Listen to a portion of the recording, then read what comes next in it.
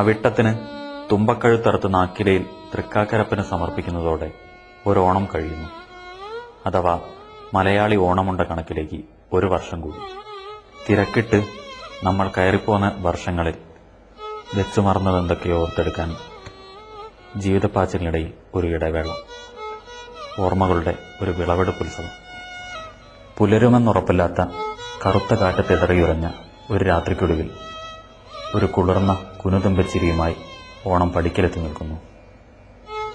ഒരുപാട് കൊഴുത്ത ചവർപ്പ് കുടിച്ച് വറ്റിച്ച് കിട്ടിയ ഇത്തിരി മധുരങ്ങൾ ഓർത്തു നുണയുവാൻ ഒരോണം കൂടി.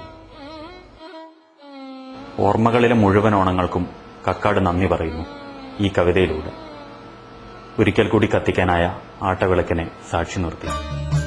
നന്ദി തിരുവോണമേ നന്ദി, നീ വന്നുവല്ലേ, അടിമണ്ണിടിഞ്ഞു കടയിളകിച്ചരിഞ്ഞൊരു കുരുന്തുമ്പയിൽ.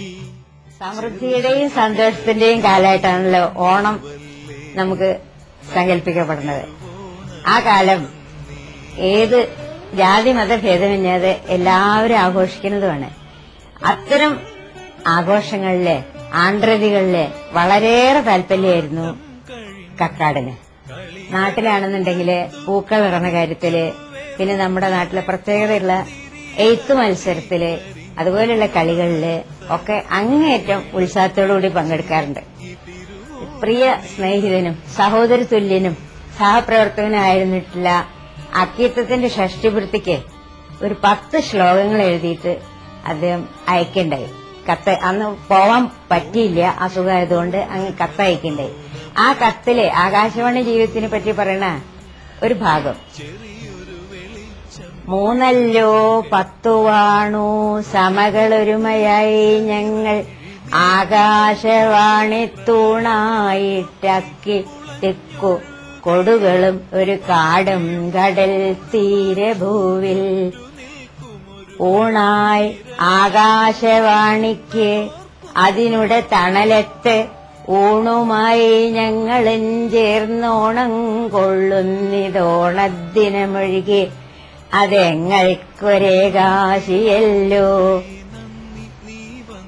അക്കിത്തം, തിക്കോടിയൻ, കൊടുങ്ങല്ലൂര്, കക്കാട്, ഈ 4 പേര് സമകാലികരും ഒന്നിച്ച് ജോലി ചെയ്യുന്നവരാണ്. അപ്പൊ ഇവര് ആകാശവാണിക്ക് തൂണായിട്ട് ഞങ്ങള് ജോലി ചെയ്തുകൊണ്ടിരുന്നു.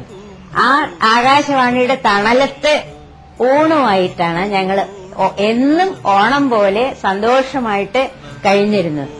ആ ഓണദിനമൊഴികെ, അതായത് ഓണ ദിവസം ഞങ്ങൾക്ക് ഏകാശിയാണ്. അപ്പൊ അത് അന്നത്തെ കാലത്തെ ആകാശവാണി ജീവിതത്തിന്റെ ശരിയായിട്ടുള്ള ഒരു ചിത്രമാണ്. ഇന്നത് ആളുകൾക്ക് സങ്കല്പിക്കാൻ കഴിയില്ല. കാരണം ഇന്നൊക്കെ റെക്കോർഡ് ചെയ്തിട്ടുള്ളാണ് പരിപാടികൾ. പക്ഷെ അന്ന് ഒക്കെ ലൈവായിരുന്നു. ഓണം, വിഷു, അതുമാതിരിയുള്ള വിശേഷങ്ങളൊക്കെ ആവുമ്പോൾ അധികം പരിപാടികൾ ഉണ്ടാവും.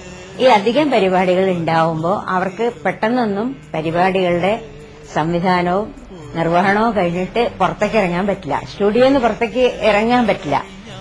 എന്നിട്ട് ഒക്കെ കഴിഞ്ഞ് ഇറങ്ങി ഹോട്ടലിൽ ചെന്ന് ഊണ് കഴിക്കട്ടെ എന്ന് വിചാരിക്കുമ്പോ ഹോട്ടൽക്കാരൻ ഹോട്ടലും പൂട്ടിയിട്ട് ഓണാഘോഷിക്കാൻ പോയിട്ടുണ്ടാവും. അപ്പൊ അന്ന് പട്ടിണി ഫലം.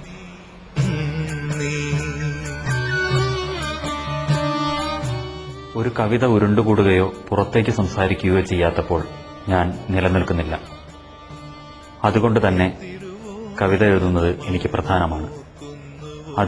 അതിനുവേണ്ടി മാത്രം ഞാൻ ജീവിക്കുന്നു. പക്ഷെ ആ ജീവിതം എത്ര കുറച്ചു മാത്രം.